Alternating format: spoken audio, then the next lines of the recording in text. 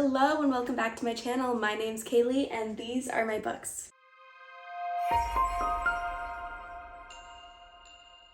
So today's video is one of my favorites to film. It is my December TBR game, which I cannot believe we are at December. I feel like I say this every month, but I'm shocked.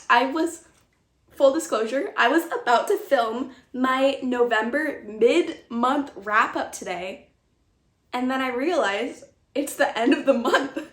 I missed the mid-month wrap-up. I swear, we were still in mid-month. What the heck happened? So now I'm gonna have to do just a giant November wrap-up because I completely missed the mid-month deadline. And instead, I'm suddenly filming my December TBR today when I was in the mindset to film my November mid-month wrap-up. Like, what the heck? So here I am today, filming my December TBR, stressed out because I still have so many books on my November TBR that I have not gotten to yet. But at the same time, I'm really excited for it to be December because I love December.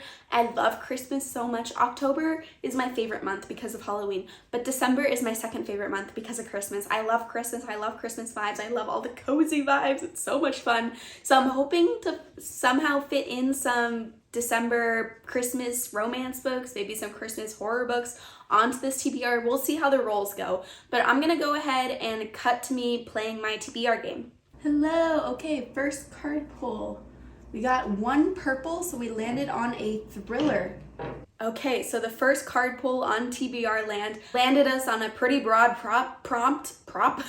On a pretty broad prompt. It was just a thriller, and we were in the thriller and horror section, so just a whatever thriller I felt like. And so for that, I am choosing The Collective by Allison Galen. So this is actually on my Predictathon TBR because I am a co-host for Predictathon, which is December's, the first 2 weeks of December. And the whole point of that readathon is just to read books that you think you're going to give 5 stars to. So this is the thriller book that I think I'm going to give 5 stars to because I think it is a revenge thriller, and revenge thrillers are some of my favorite things ever. I just find revenge plotlines so satisfying to read about, so I'm very excited. And the prompt that this was for Predictathon was to read a book that someone with similar taste to you gave 5 stars, and my mom gave this book 5 stars, so I'm excited to see if I give it 5 stars. If you want more information about Predictathon, I'll leave the video where I talk about it and where I talk about my TBR for that too in the description box below. But yes, so the first book on my official December TBR is The Collective. The Collective is a revenge thriller about a grieving mom who gets kind of inducted into the secret society of other mothers who are all grieving, and I believe them as a society that kind of turns cultish will enact revenge upon people that have wronged them and possibly led to the killing or the murders or the deaths of their children. Second card pull. Double blue, yes, doubles, that's what we want to see. So we're skipping this KU blue and moving all the way over to a serial killer thriller or horror book. All right, so the second card pull was a serial killer prompt for the thriller and horror section, and so I chose A Flicker in the Dark because this is a thriller that features a serial killer in it. I believe we follow the daughter of a serial killer, and it's just about her in the past recognizing her father as a serial killer, and then her as a future as crimes happen that are similar to her father's crimes, even though her father is behind bars, so she is looking kind of suspicious since she's his daughter. This one I'm very intrigued by because it is in the Book of the Month, Book of the Year finalists. Like, it didn't win Book of the Year, but it was in the top 5 finalists. And I haven't really heard many people talk about this thriller, and the people I've heard talk about it were kind of lukewarm on it, gave it about 3 stars. So I'm interested to see if I can read it and love it and understand why Book of the Month put it as their top 5 books of the year, or if I'm like, what the heck, Book of the Month, why this thriller? Out of all the thrillers you had, why this one? But basically, I'm just curious. I want to love it. I want to love it so bad. The premise sounds so good. I mean, any serial killer, anything is a huge buzzword, and I'm excited to read about a serial killer in here. Okay, next card pull. Let's keep up the momentum of the doubles and see what we get. Okay, it's a single, a 1 purple, so we move to a YA thriller or horror book. So next up, I landed on the YA prompt in the thriller and horror section, and therefore I chose Horde, which is a YA horror book. And this was purely a cover buy, because look at this cover. Oh my god.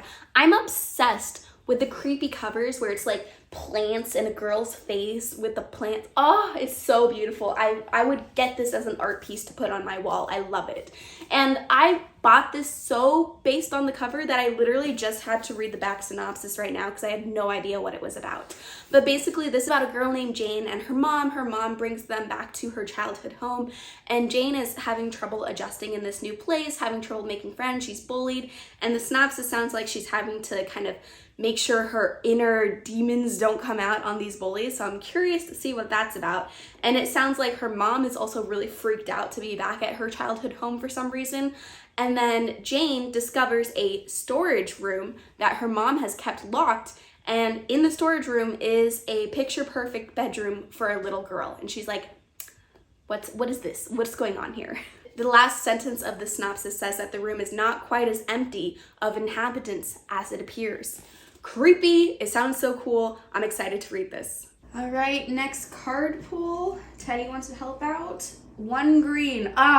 Not much movement. A novella, thriller, or horror. Next up, I landed on a novella in the thriller and horror section, so I have to read a novella that is either a thriller or horror novella, and I am choosing The Visitor by Sergio Gomez. It's up on the screen here. Now, this is the same author that wrote Camp Slaughter, and I loved Camp Slaughter. It was a great fun time in a slasher book. It had a lot of really fun, gross gore in it. I had a fantastic time, so I'm very interested to check out more books by Sergio Gomez. And this book sounds so good because it is a Christmas horror novel about a bunch of people that get snowed in at a diner on Christmas. So they're stuck in this diner together with strangers. They're snowed in until a new visitor comes to seek refuge in the diner. But the new visitor is going to turn the white snow red. And the cover has a little alien on it, so I think the new visitor is an alien. And I'm so excited. Alien horror, snowed in horror, Christmas horror. It sounds so fun. It sounds so fun. I'm very excited for this. All right, next card pool could take us into the fantasy and science fiction section. Let's see. Ooh, and it is a double, so good movement. So we're skipping past an epic fantasy and moving into a physical book of a fantasy or sci-fi. So next up, we moved out of the thriller and horror section and into the fantasy and science fiction section, and I landed on a physical book, which means I have to choose a physical book that I already own that is a fantasy or a science fiction book. And I am choosing An Echo of Things to Come because the first book in the series is called The Shadow of What Was Lost, and this is actually the trilogy that we are reading for Backlist Book Club, and I'm a guest host during this trilogy.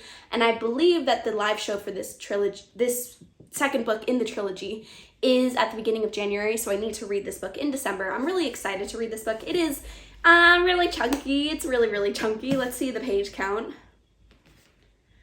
Okay, only 715 pages, not terrible, but I mean, it looks like a little intimidating, but I'm very excited to read this because I loved the first one. I gave the first one 4.5 stars, rounded up to 5 stars. I had a great time with it, so I'm really excited to continue this series. And if you're interested in reading the series, if you haven't read book 1, you'd have to read book 1 to catch up to us to read book 2 in December.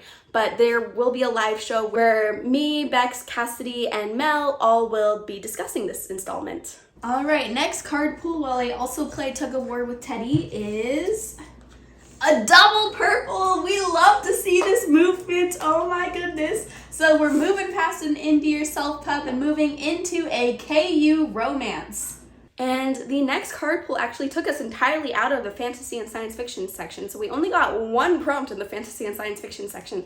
We're already into the romance section, and in the romance section, we landed on a KU romance. So this is really broad, just any romance that's on KU, and I am choosing Love Light Farms. This is a Christmas rom-com that a lot of people have been really loving on KU currently, and it is a small town romance where we're trying to save this Christmas tree farm, and a woman enters the farm and herself into a competition to get a lot of money to save it financially, but the catch is the competition, she lied and said that she is married because she thought it would make the farm seem like a more romantic getaway location because she wants to turn this Christmas tree farm into a tourist attraction. And so this novel features fake dating as she tries to secure herself a husband. And so small town vibes plus fake dating plus trying to save a small business in this local area sounds so much fun. I'm very excited, and I'm very interested to read about a Christmas tree farm too. I hope this romance is super cute, super steamy, and gives me all the Christmas feels. All right, next card pool. one blue. Okay, so we're moving into continue a series in the romance section. So next poll landed us on continue a series in the romance section. So I am choosing A Demon's Gift by Mary Misty. But full disclaimer, I have not yet read the first book in this series, which is The Demon's Horns, but it is on my November TBR. I do still have a couple days left in November. I'm planning on starting that book tonight. So I feel confident to put book 2 on the continuous series. But this book could change if, for example, I don't get to book 1 in November, or I don't like book 1 and I don't want to continue the series. But I'm thinking I'm going to like it because this is a reverse harem fantasy romance series about a school for demons, and they get sorted into like different magic categories, and it just sounds so fun, so up my alley. I love magic school settings. I love reverse harem romance. I love fantasy romance. Demons sound so fun to read about. So I'm thinking I'm gonna immediately want to pick up book 2, which is why I'm putting book 2 on my December TBR. Next card pull, 1 green. Interesting. Okay, so we landed on a sports romance.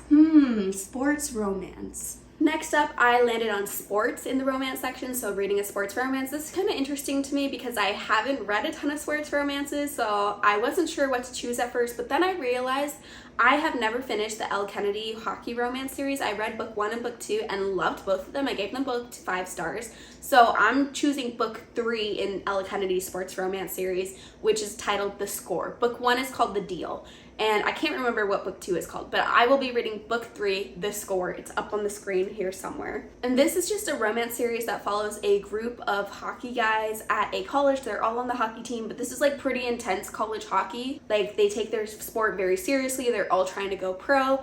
And so we have a bit of a school setting because it is in college, which is fun. I love the school setting. And I'm not actually even sure what the premise for this 3rd book is, but it usually has a lot of the similar rom-com type premises where there's fake dating. That was in the first one. In the second one, we kind of had second chance with groveling. And I just really, really love how Elle Kennedy writes her heroes and her heroines in these stories. I think the banter is top tier banter. And I love reading about the hockey plotline, even though I do not care at all about hockey in real life. But fictional sports romance hockey, I'm here for it. I love it. And then next card pull, a double pink. A double pink. Do you see what this does? We move past reverse harem and we move into the end of the board, the mood read, but it's not actually going to be a mood read. I'll explain more about that in a second, but we're done. We're done. The movement this time was so good. Let's see, we have 1, 2, 3, 4, 5, 6, 7, 8, 9 books. Okay, 9 books. It's kind of more than I thought. I thought we were at like 5 books. We're at 9 books, but I'm still gonna be happy about it. 9 books. Thank you, board. Thank you.